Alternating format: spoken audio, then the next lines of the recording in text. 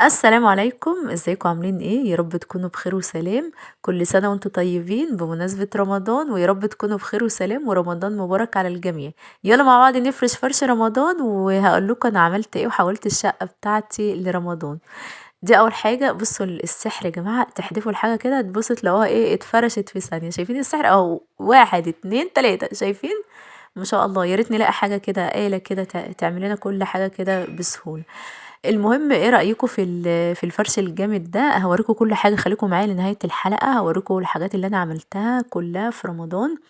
بصوا يا جماعة، القماش ده بيتباع بالمتر وبيتباع في كل حتة، بس حاولوا تجيبوا بقى في قماشة اللي هي يعني مش حلوة قوي، الماتيريال بتاعتها مش حلوة، وفي قماشة بقى اللي هي ما شاء الله بتبقى مليانة كده شوية. فحاولوا تجيبوا قماشة هتكون كويسة حتى لو غالية شوية، عشان هتعيشوا بقى، هتعيش معاكم كذا رمضان يعني، مش ان شاء الله تعيش معاكم العمر كله. فاختاروا قماشة تكون حلوة وتكون بتتغسل في الغسالة والماتيريال بتاعتها كويسة.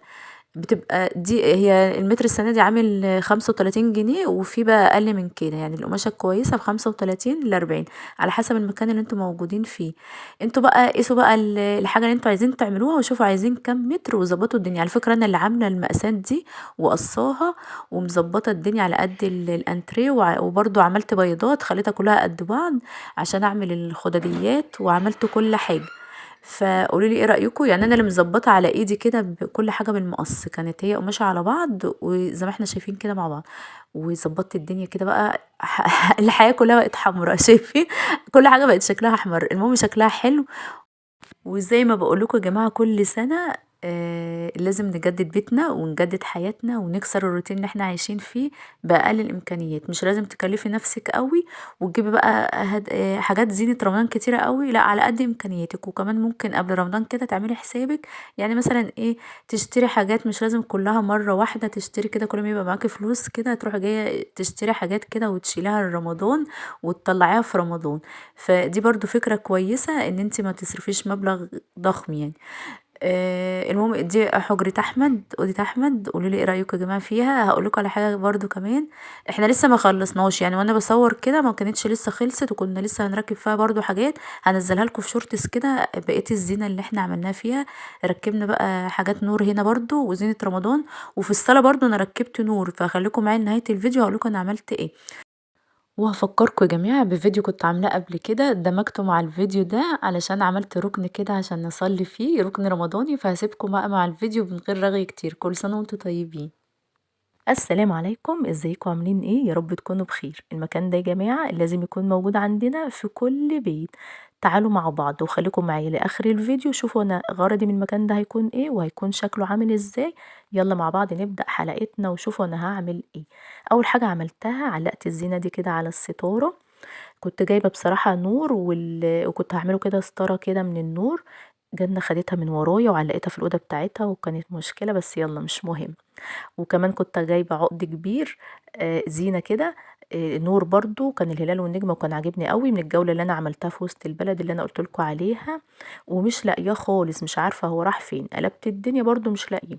المهم القماش ده بقى كان باقي من القماش، ده قماش خيامية كان باقي من الانتريه، زي اللي ما شافش الحلقة هيلاقيها موجودة، اللي احنا قلبنا بيتنا كله بقى ايه، زينة رمضان كده، وعملنا خيمة رمضان. فقصيته كده، انا اللي قصيته يا جماعه وعملته كده زي ما احنا شايفين.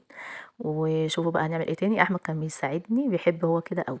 بصوا بقى الركن ده انا خصصته هخليه للصلاة في رمضان. هو اصلا احنا بنصلي فيه، بس يعني ايه، يعني احط باريك رمضان كده، اخلي روح رمضان موجودة فيه. والمصليات دي برضو كانت جديدة، كانت جاية لي من السعودية، فانا كنت شايلاها، قلت ايه هظبطها كده واعمل المكان ده. كان في دماغي يعني ان انا احتفل برمضان واعمل الحاجات الجامدة دي. زي ما انتم شايفين كده، اول حاجة حطيت الزينة وحطيت قماشة الخيامية، وبعدين حطيت المصليات الجديدة اهو. وده برضو كنت هعمله مفرش كده، كنت هعمله مثلث وبعدين ايه ما عجبنيش شكله فعملته الشكل ده. قولوا لي ايه رأيكم. المصاحف بقى كنت عايزه اعملها حاجه معينه بس ما نفعتش عشان لازم يسندوا على حاجه قدامهم. فعملت كده اهو، جبت المصاحف بقى وظبطتها واحمد يا جماعه كان بيساعدني وجاب الفانوس وحطه وجاب برضو تمر وحاجات زي ما احنا هنشوف دلوقتي. انا عايزه اقول لكم برضو على حاجه، ان العبره مش في رمضان ان احنا بالزينه وكده، مش لازم زينه او حاجه، بس بعمل كده علشان لازم نفهم ولادنا ان شهر رمضان غير اي شهر خالص.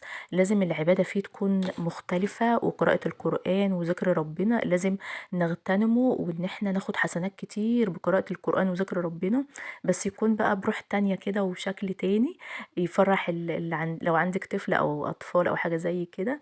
فحبيت ان انا افرحهم كده واشجعهم، يعني شايفه ان الحاجات دي بتشجعهم. وايه بقى، احنا في رمضان وشايفين المصاحف ازيكم محطوطه. يا جماعة، عاملين ايه؟ وحشتوني جدا جدا جدا جدا. كل سنة وانتم طيبين. ايه رأيكم في الحاجات اللي انا عملتها دي؟ وبكده يا جماعة أنا عملت مصلى لرمضان علشان أصلي فيها. أنا بصلي في المسجد العشاء بس والتراويح يعني، بس طول النهار بنصلي هنا في البيت زي ما احنا شايفين كده. قلبت المكان لمكان مصلى رمضاني. قولوا لي ايه رأيكم في الفكرة الحلوة دي. ولو عجبكم الفيديو بقى ما تنسوش تدعموني باللايك. أهم حاجة يا جماعة حطوا لايك عشان هيفرق معايا كتير، وتحطوا لي قلب صغنون كده عشان عايزة أعرف الناس اللي بتتابعني. بحبكم جدا، وانتظروا مني احدث الترندات واحدث الجولات. انا مقصره معاكم بقى في الجولات في رمضان، عشان انتوا عارفين رمضان الوقت قليل وضيق، عشان كده ما بعرفش اخرج. بحبكم جدا، مع السلامه. وبكده يا جماعه يكون وصلنا لنهايه الفيديو بتاعنا. اكتبوا لي ايه رايكم في الديكور اللي انا عملته، وكمان المكان اللي انا عملته للصلاه، والفوانيس. وانا عملت حاجات بقى بابسط الامكانيات، بالامكانيات اللي عندي. كل واحد زي ما قلت لكم بقى يعمل بالامكانيات محدوده، مش لازم تكلفوا نفسكم كتير ونأفور بقى في حاجه رمضان ونجيب حاجات كتير ملهاش اي لازمه. يعني حاجات كده بسيطه بتبقى شكلها حلو. واكتبوا لي برضو انتوا عملتوا ايه، يعني اشتريتوا ايه رمضان وجبتوا ايه. واكتبوا لي كمان انتوا ايه اكتر حاجه بتحبوها في رمضان. انا بصراحه اكتر حاجه بحبها الصلاة في المسجد، بتبقى حلوة قوي. صلاة التراويح أنا ما بروحش اللي هي في صلوات التراويح بس، يعني ما بروحش طول اليوم، مع ان المسجد قصاد بيتي على طول كده وقريب مني. بس بروح في صلاة العشاء بس عشان ما ببقاش فاضية بقى طول النهار.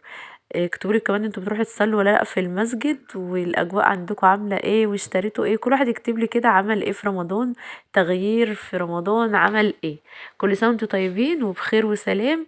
انتظروا مني بقى، انا عامله لكم فيديوهات كتير حلوه، وان شاء الله يا رب تعجبكم، ويا رب قناتي تكون عند حسن ظنكم، واقدر اقدم لكم كل جديد، واقدر اكون بقى يعني ايه، اقدم لكم كل الحاجات اللي انتوا بتحبوها. وعايزاكم برضو تساعدوني ان انتوا تكتبوا لي اقتراحات، يعني اعمل لكم حلقات عن ايه، عايزين تعرفوا حاجات عن ايه كده.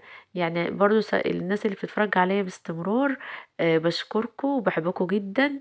واكتبوا لي بقى اقتراحات بقى وساعدوني ان انا اعمل لكم حلقات احلى واجمد من اللي انا عملتها. وكل سنة وانتوا طيبين وبخير وسلام. بحبكم جدا جدا جدا.